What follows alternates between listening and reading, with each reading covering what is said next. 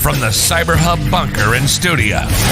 You're listening to the CISO Talk podcast. No sales, no bullshit, just straight talk. Straight talk. And now for your host and CISO, James Azar.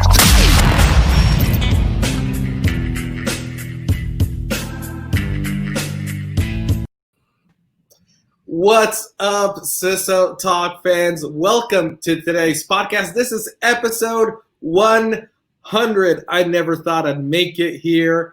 Joining me is my dear, dear friend, one of my favorite people who I do a podcast with every single week live on LinkedIn on CISO Thursdays. The one, the only, the legendary Naomi Buckwalter. What's up? James, it's so good to be here. I'm just impressed you're not sick of me yet. So thanks for having me. 100th, congratulations. 100. I can't believe it. I'm so psyched about it.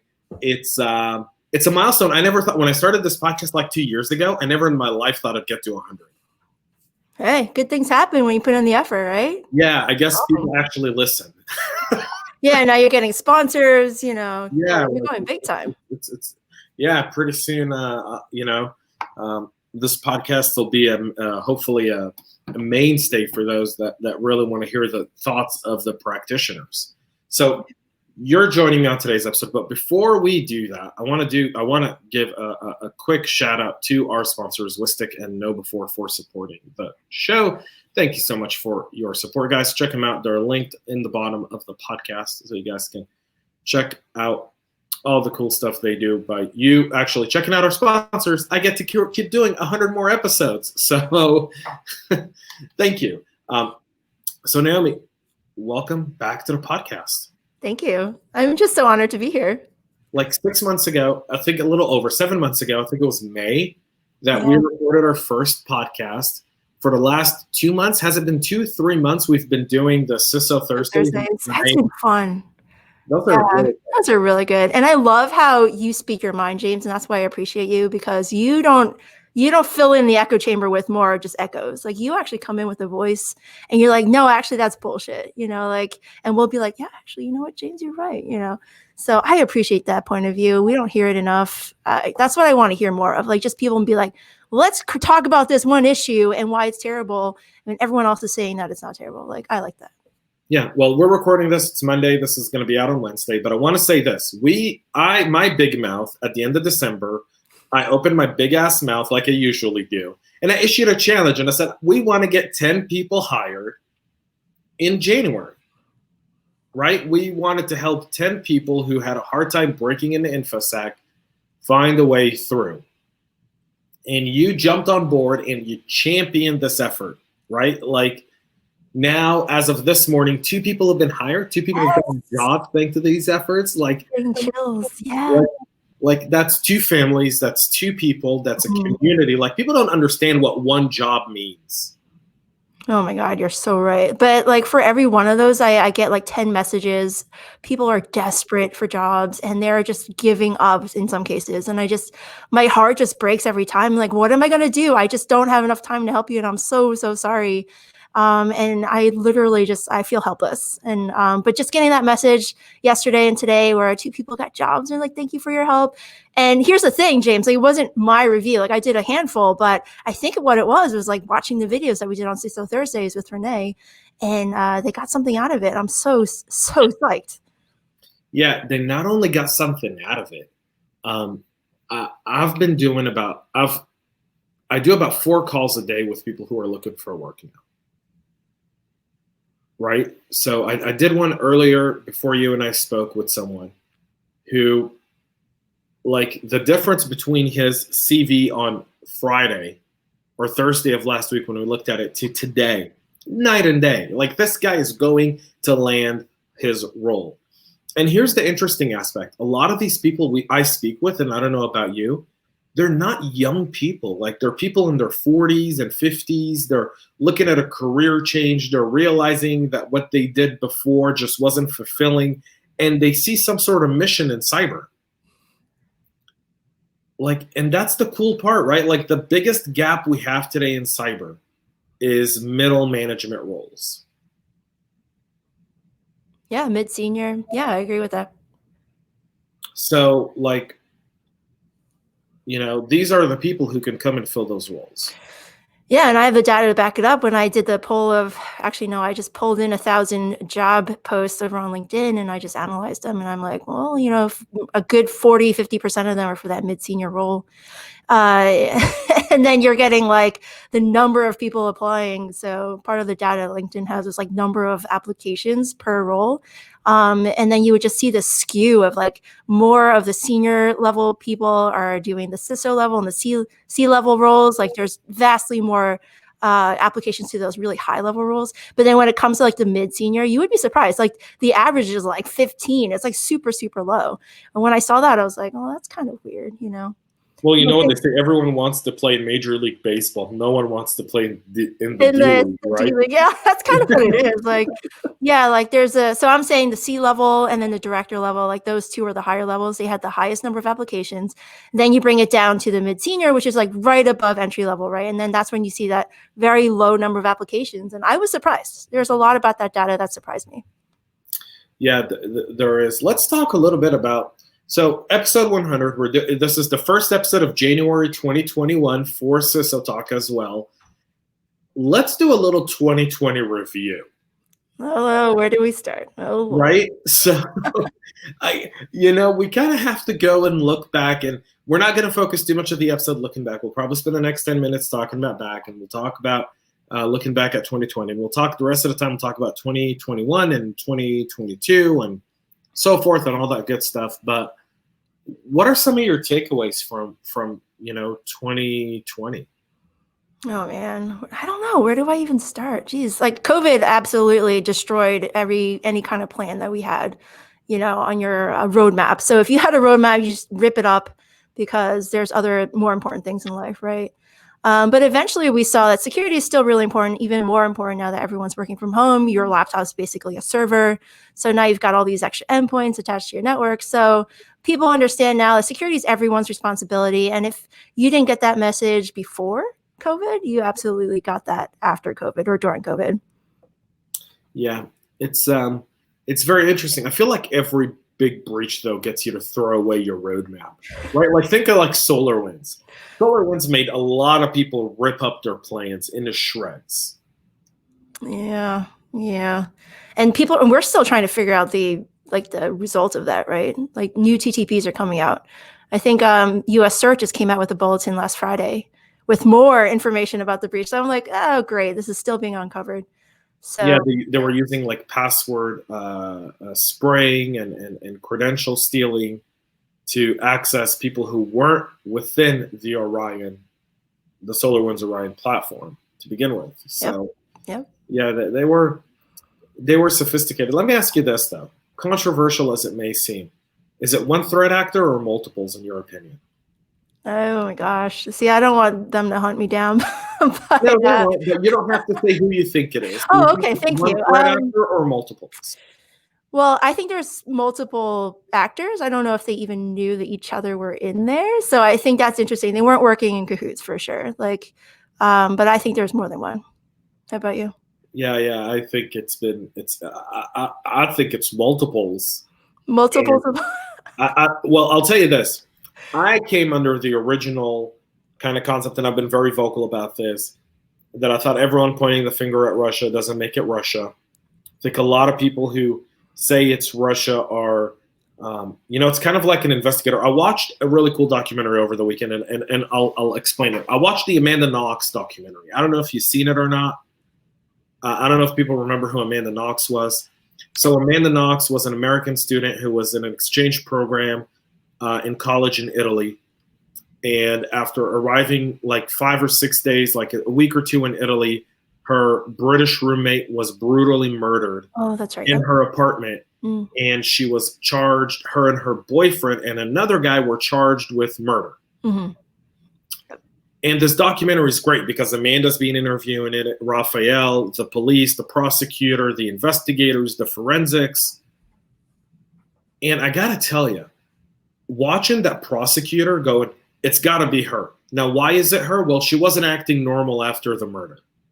Okay, she was hugging and kissing her boyfriend. And she was doing cartwheels. And she was stretching while police were kind of ransacking the crime scene. So that makes her, I guess, a sadistic. What she came out to be in the press and by the prosecution was she was this sexual deviant, sadistic murderer because of those things, right? And that's all that's all the investigators and the prosecutors scared to look at was she's doing cartwheels and kissing her boyfriend. She must have murdered her, right? Like, and I feel like we're doing this, that like investigators in this case are doing the same thing. Look, a little bit of Russian code. It must be Russia. And I'm like, how about we like examine the facts before we go down that route? Like maybe a little bit. Is the Kremlin doing cartwheels right now? I mean, I haven't checked. I don't know what the Kremlin's doing. I don't know what the Kremlin is doing, but in cyber, we see one piece of code, right? We see one little thing, and then that becomes the path of the investigation. But I can buy Russian code tomorrow, right now, in 10 minutes on the dark web, and I can use it to break into any business. Does that make it Russia?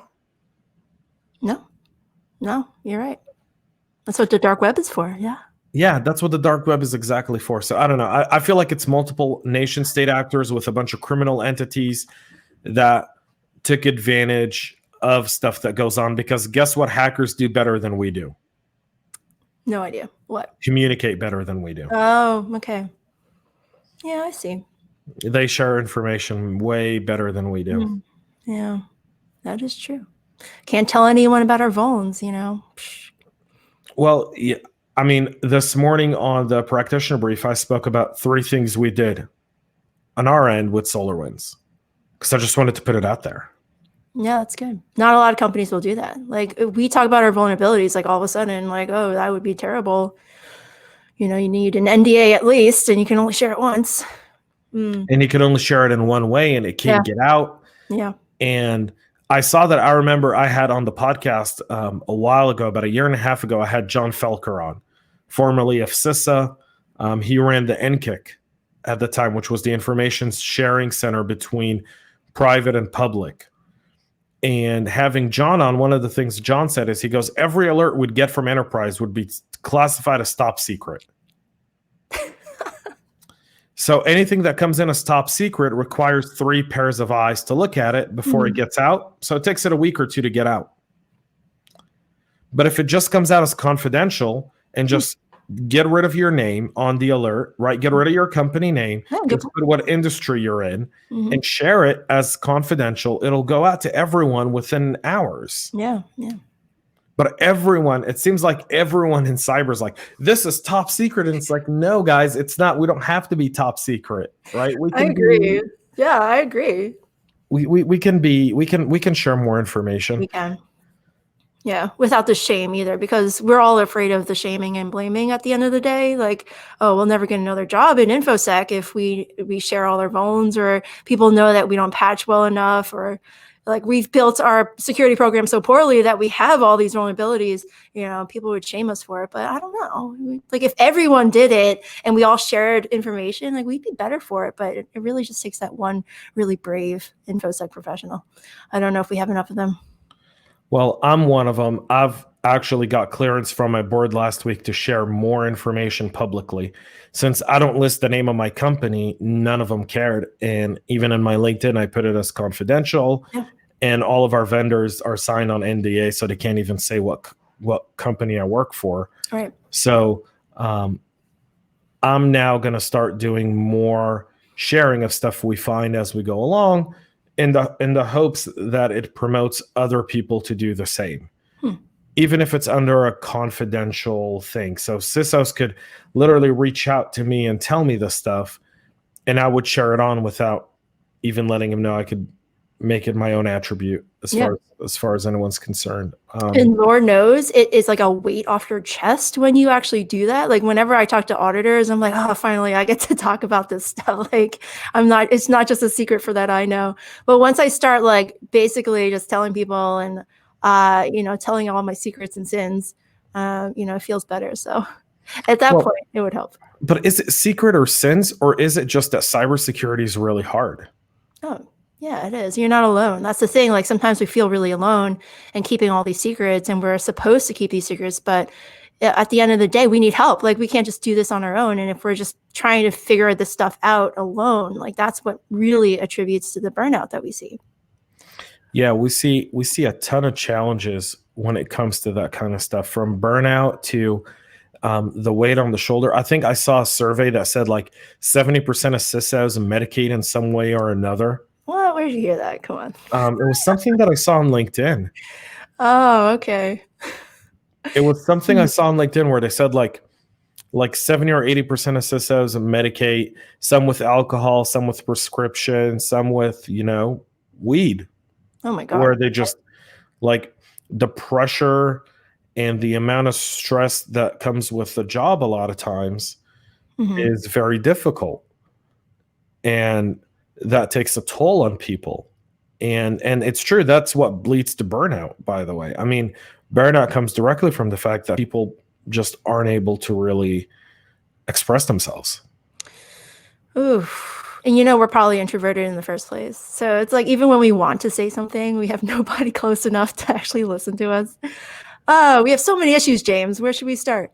And that's why my cyber couch idea should really work. Well, yeah, I like the idea of the cyber couch. I've been a long supporter of, for those listening, maybe we'll do like a secret, like a kind of an offshoot kind of thing where if you're interested in cyber couch, just reach out to me or Naomi on LinkedIn, or through YouTube. You can just DM us. And it's not a real thing, but if it was, we'd get like a licensed psychologist to listen to all our. Well, we can always bring Dr. Dan. Oh, that's a good point.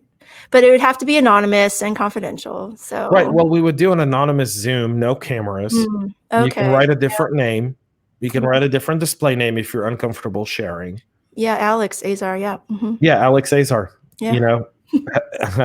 Departing HHS secretary. He hasn't resigned yet. Okay.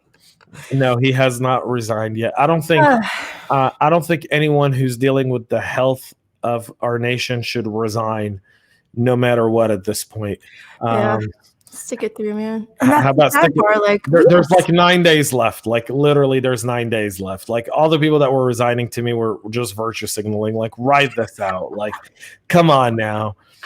Like 2 weeks left in the administration. Just write out the last 2 weeks. Your name's forever associated to begin with. That's right? true. Yeah. Like, I don't know. Your 2 weeks notice wasn't but long enough. Yeah. But the cyber couch I think would be a wonderful idea. We can get the weight off our chest. We can confess our sins, right? And then once you do it, actually, it feels really good. Your soul just is lifted. And it's confidential and anonymous. So you are just saying, hey, we have these vulnerabilities and I just want to say it, right? And you can complain about them and be like, why doesn't the engineering team fix this? Well, first of all, it's probably because you are terrible at communicating and at influencing. So that's one thing. But at least you can like complain and somebody's there to listen and be like, oh, yeah, I hear you. That psychologists would do their magic. And we need that cyber couch. We do need that on cyber couch. We need it desperately. Because I think as CISOs, like you said, we're introverts, we're isolated. We share within small groups, right? So we look at even like our own Slack channels or Discord or whatnot. Like the sharing there is predominantly meme based. and while memes help some people, they don't always help you on a personal level. Yeah, the memes are great for like a singular laugh, and then you're back to work and you're like, oh, that was nice. It's kind of like when you go to the water cooler when we were all back in the office back in the day, and then you would like meet at the water cooler just really quickly, and someone tells a funny story right about their weekend, and then you walk away with this like temporary high about like, oh wow, yeah, humanity's amazing and I love working here and everyone's really cool, and then like reality kicks in 5 minutes later and then like you lose that entire buzz.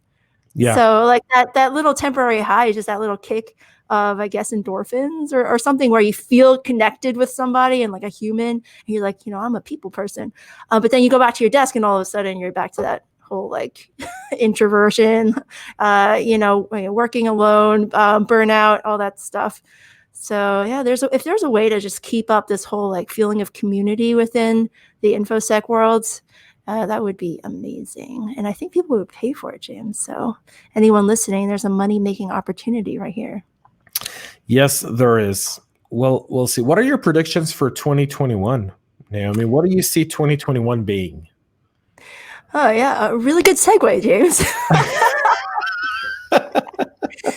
All right. So, I mean, I did a little talk recently about privacy being kind of the next big thing for InfoSec. And I know traditionally InfoSec and privacy have like their own little worlds. But increasingly what we're seeing is this cross and this connection, this bridge between InfoSec really having more responsibility, oversight of privacy. And as you know, at a minimum, a lot more working together. So if you have a separate privacy program and a privacy team within your company and an InfoSec team, InfoSec program, you're going to just see this cross collaboration a lot more in 2021 because there's going to be a lot more oversight from the governments in terms of privacy. And I think I saw some Forbes or Gartner, Magic Quadrant, but it was this research that was done. They're like about 60% of the world's population will eventually be covered by at least one privacy law.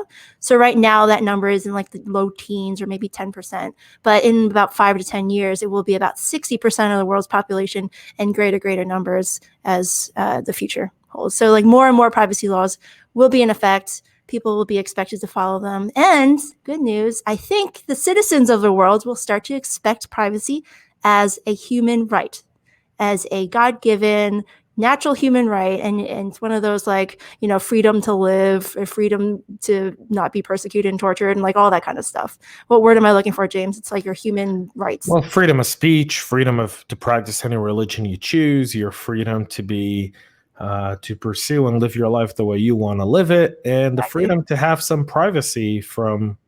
That's what it is. So I think in 2021, we're going to start seeing a lot more of that pushback from the citizens of the world, asking their governments and their local jurisdictions, like, why aren't we covered by these privacy laws? Why is it up to the companies to sell our data and resell our data and make money off of us and we have no say of where this data is going and the decisions that are being made because of that data that's being sold? Like, think about it, James. Like, if you're trying to buy a house right now, and I know you have all this money, so you probably don't need this, but say you were trying to go and get a mortgage, right? And how does the mortgage companies do it? Well, they don't manually go and research you anymore. They get data brokers to package you up and be like, I wonder what James is all about.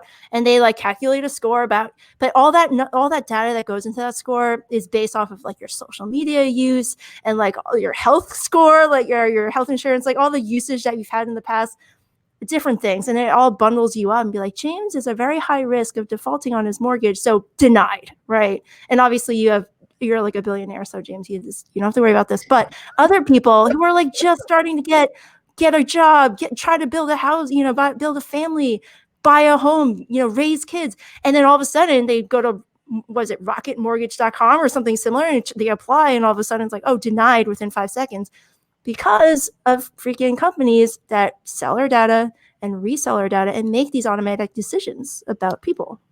So shameless plug, my Goodbye Privacy podcast, Data Brokers, an entire episode that I did just on that, where data brokers do, it's a $150 billion a year industry. When I covered it 2 years ago, it's in the 400s now, I think. Yeah, I did the same research. It's like $400 or $500 billion. Yeah.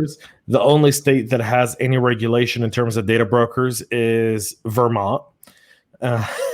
Literally, it's mind-boggling that the state of Vermont, and it's not even the fact that they make you the only thing they make you do is register in the state as a data broker if you have data on citizens and residents who live in Vermont. I did not know about that law. So you don't there's no way for you to opt out of these companies collecting your data. You have no rights of those companies collecting your data. And I'll tell you something funny. I got a message from a friend of mine yesterday, and I was sitting here and I just laughed my tail off. I'm gonna read it to you guys. It's slightly long, but it plays right into what you were saying. It starts off with saying, ordering a pizza in 2022. The caller calls. Is this Pizza Hut? No, sir. It's Google Pizza. I must have dialed the wrong number. Sorry. No, sir. Google bought Pizza Hut last month. Okay, I'd like to order a pizza. Google, do you want your usual, sir? My usual, you know me. According to our caller ID data sheet, the last 12 times you called, you ordered an extra large pizza with 3 cheeses, sausage, pepperoni, mushrooms, and meatballs on a thick crust. The caller, super, that's what I'll have. Google, may I suggest that this time you order a pizza with ricotta, arugula, sun-dried tomatoes, and olives on a whole wheat, gluten-free thin crust? What? I don't want a vegetarian pizza. Your cholesterol is not good, sir. How the hell do you want that? Well, we cross-reference your home phone number with your medical records, and we have the result of your blood test for the last 7 years. Okay, I don't want your rotten vegetarian pizza. I already take medication for my cholesterol.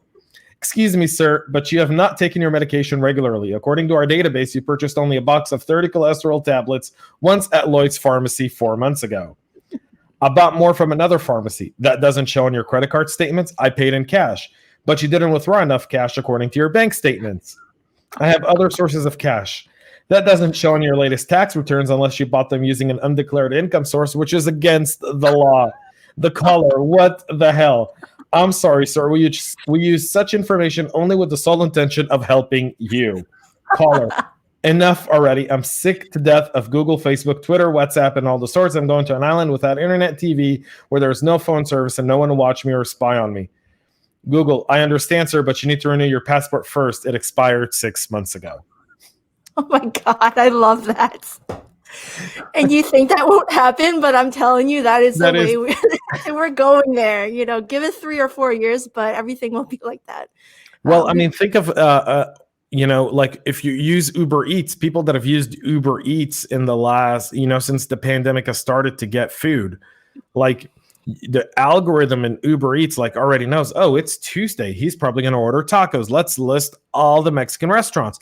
And by the way, a very interesting study that was done by a bunch of university kids here in Georgia, they actually played with the Uber Eats algorithm and they realized your patterns. And then based on those patterns, they would increase the delivery charge on the days you typically order tacos or on the days you typically order Chinese food or on the days you ordered pizza. So on Thursday, if you typically order pizza would be $3.99, but on Tuesday, the pizza would be $1.99.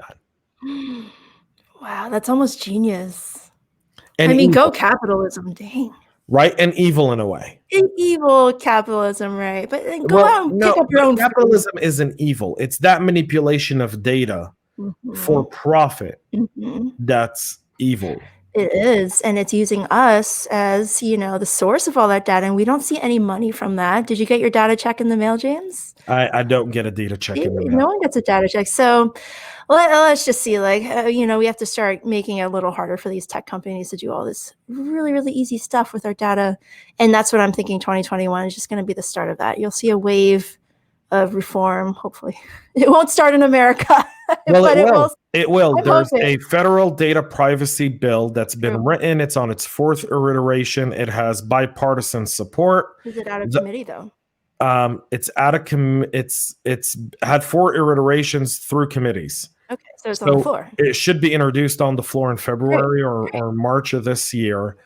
It had bipartisan support. We now need a Republican senator because the Republican senator that was supporting the bill was Cory Gardner out of Colorado, and he lost to Hickenlooper. So, so now we're, you know, obviously with everything going on, it's this really isn't the time we'll approach a Republican senator to co-sponsor the bill here shortly. I know that there's a few senators, Republican, that I've spoken with and their staffers that have said that they'd love to co-sponsor the bill. All your representatives, folks, you're listening. You're a part of this democracy. You don't just wait for every 4 years for an election. Like, you need to call your representatives. If you don't know their number, look it up. Like, you just write an email. They read them sometimes. They do. Their staffers read them. They do, and they catalog it. They tell you, you know, what you wrote about. So they at least get a number from you, right? But like, if you're complaining about what tech companies are doing with our data and like what the governments are doing with our data, like, you need to say something. You can't just complain about it on Twitter. No, literally nobody cares when you got your 100 followers. Like, you need to make your voice heard. Call your representatives. That's what they're there for. Yeah, I mean, I think one aspect of cyber that's really, I think a lot of people need to start kind of wrapping their heads around is the NTSC does a great job of getting the voice of the CISO heard on the Hill. And there's a bunch of new organizations that are springing up and starting to lobby to get the voice of cybersecurity on the Hill. The challenge we've always had with laws and regulation on the Hill is typically the people promoting it are the companies that profit from it and not the people that actually use it. So, for example, when they wanted to do a cybersecurity law, they would invite people from Symantec and McAfee, right? And like IBM Security. And while those people are smart and great folks, they're going to promote something that supports their work and not necessarily that of the practitioner. Like the data breach notification bill that we've been trying to push for 3 years. 3 years to promote a federal data breach notification bill. So that way you no longer have to go to 50 AGs. You can go to the FTC, notify the FTC of your breach and deal with one point of contact. 60% of data breach costs is lawyers. 60% of data breach cost is attorneys. Well, I should be an attorney then. I think that's what you're saying, right? Yeah, lawyers make money. Yeah, a lot of money apparently. Yeah. Right, but they because there's so much. We got to report to this AG, and we got to report to this AG, and this state has this set of rules, and this state has this set of rules, right? So the legal fees are insane. So if you have one body to report to, which is the FTC, it takes away that cost. Right, it eats up at it. So it gives you more budget to really fix cyber and not really pay for lawyers to fix the legal problem. Well, can I ask you, what's your insurance right now? Your coverage for cyber? So we have a multi-underwriter insurance policy. I won't say the amount, but you can imagine that if it's multiple underwriters, it's a large enough policy for us. It's in the 8 figures. Oh, wow. Yeah, that's a lot higher than I thought. Yeah. Well, I just wonder what the average is, because if you're saying 60% go to the lawyers, right? What is our insurance actually really paying for? Can we spend it before a breach would happen? Like, is there any way we can take some of that money and just like preemptively improve security and therefore somehow I don't know how insurance works, obviously, but you would think like, hey, I want to make my company better, at least chop off some of my premium, like do something. So right? Several underwriters who know what they're doing will look at your actual security practices and policies and tools and give you a discount on specific aspects of what you do. Based on some of your security posture. And the smart vendors will typically try to work with insurance companies to get you a discount. So like I have one vendors who just for having them installed in my environment, I get a 5% discount off my premium, which is great, right? And I like the vendor, so I use them. And there's other vendors where I have to introduce them and explain to the underwriters sometimes like who they are. So 2021, I think it's going to be the year for cyber insurance, FYI. Oh, okay. Your prediction is because of what's going on in ransomware, right? So insurance companies can't keep paying ransomware attacks. Like eventually that well's going to run dry. Get your backups in. People start to wise up, Well, I mean, we're seeing that this morning. I saw a report in ZDNet where they said that some ransomware gangs are now plugging in on the execs of the company and downloading their computer data and going through that data to find anything incriminating on those executives to pressure them to pay the ransom. Oh, so it's like blackmail plus ransomware. Wow. Right. It's ransomware with the addition of blackmail on the most sensitive people in the organization that make the decisions. Okay. I'm starting to feel like these criminals know what they're doing. They're not dumb. They communicate better than we do. You're right. They communicate better than we do. They develop if you ever go to any dark web forum and you spend I think every CISO should take a CTI course and should spend a few hours a week with their CTI team going through some of the dark web spots, looking at some of that intel, seeing how those things run, because that's critical for you in your role. Yeah. Critical. Agreed. Do you find, I know you work with a small team, but I will say this, as we look at 2021, let me ask you this. I kind of want to go back to what we started with, because I know we have a hard stop in a few minutes, so I want to take advantage of the time we have left with the hashtag infosec hires, because this is episode 100, and I want to end it on a good note, because to me, 2021, you're right, it's going to be about privacy, it's going to be about cyber insurance, it's like this whole idea of working from home and all that, that's done, that's passe. We're used to it. Living with COVID, there's going to be a sense of return to normalcy, not a new normal. There's a sense of return to normalcy. We're already seeing it. So now let's focus on two things. Let's focus on one, jobs, right? As a CISO, what would you tell other CISOs about hiring that you've learned in the month you've been doing resume reviews, in the month you've been speaking to candidates who have a hard time breaking in? What are some of the things that maybe we're not hearing, but you're hearing that you can share with all of us? Yeah, I'm glad you asked this, James. And I've posted about this before, and I seem to get a lot of positive feedback, but just give someone a chance. Look beyond their resume. I know you're looking at a lot of resumes, and I certainly do too. So when I see a resume, my first initial reaction is like, I hate this resume. You know, I just look at the words on the page. I don't really look beyond that. I don't read between the lines. And I think if we actually stop to see how much effort this person put in to better themselves and learn security on their own, when you start painting a picture of a full person, that's when you start realizing that this person can be an asset on your team. And if you can imagine where you started way in the beginning, and this is certainly true when I started, but we never had a cyber or a cybersecurity master's programs. Like, we had to learn everything on our own.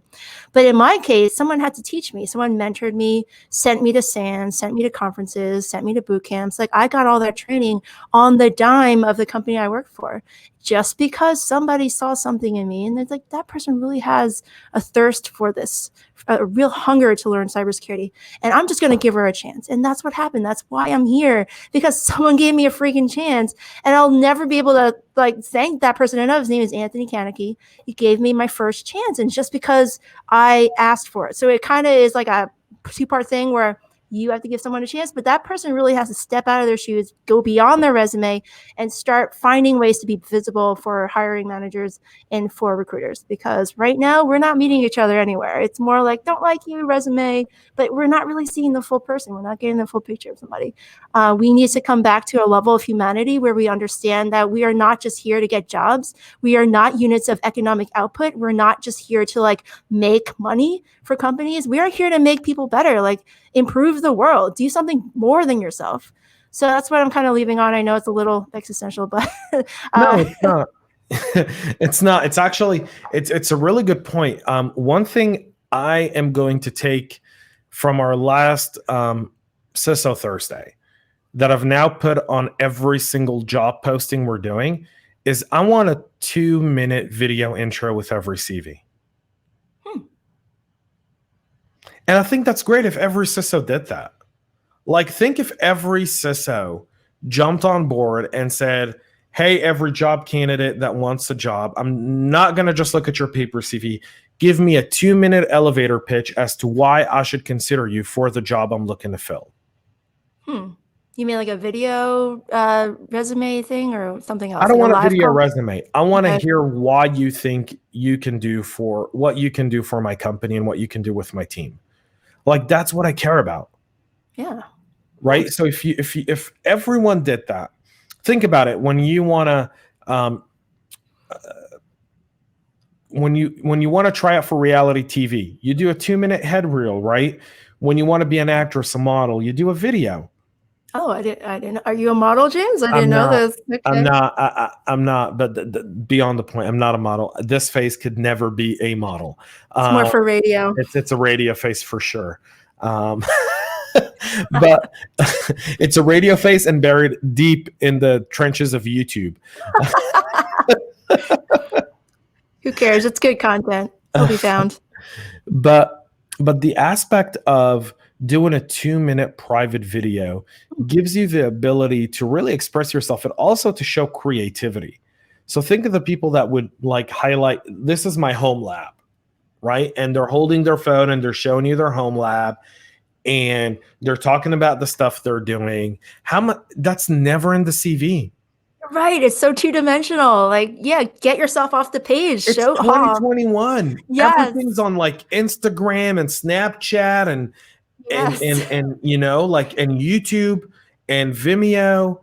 So do a 2-minute and attach it in your cover letter. We could totally automate this too. Like, so you hit submit, right? Your resume, you hit submit, and then the ATS system like realizes you have high potential. You meet most of the things, and then it asks you via like a text message. It'd be like, hey, just text a really quick video of yourself talking about this role to this number, right?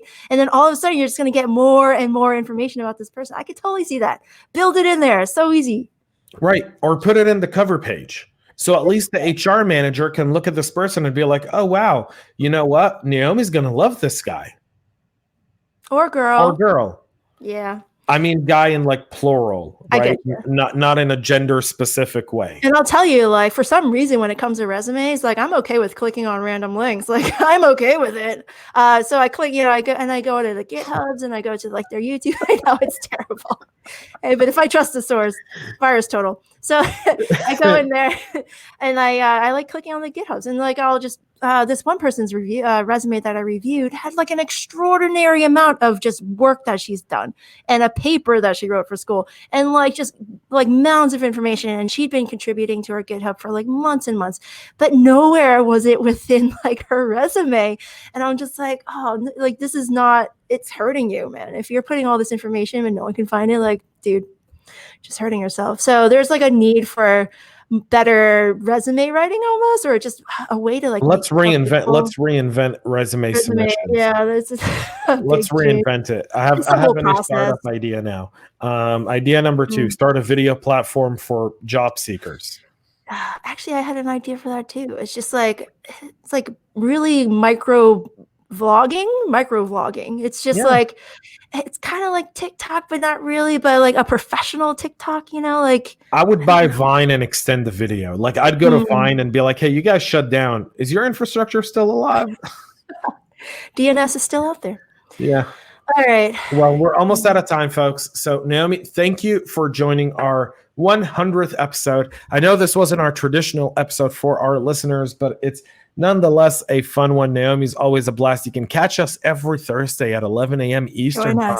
Thanks, James. Join us. LinkedIn for the CISO Thursday with the magnificent super recruiter Renee Small and Chris Fallon, who's just awesome people. Folks, thanks so much for tuning in. Thank you for all your support over the last 100 episodes. I am forever grateful. Make sure to subscribe. Make sure to share this podcast. We'll be back next week, episode 101, with the one, the only Richard Rushing, the CISO over at Motorola Mobility, folks. So it'll be a really, really fun episode. You won't want to miss it. Richard is just a trove of information. So you'll want to subscribe, tune into that. CISO Talk every Wednesday, drop it at 2 p.m. Eastern Standard Time, so you can tune in then. Until then, folks, thanks so much for tuning in. Thanks so much for listening, and stay cyber safe. Make sure to subscribe to our podcast and share it with your friends and colleagues. And get all the latest information at cyberhubpodcast.com.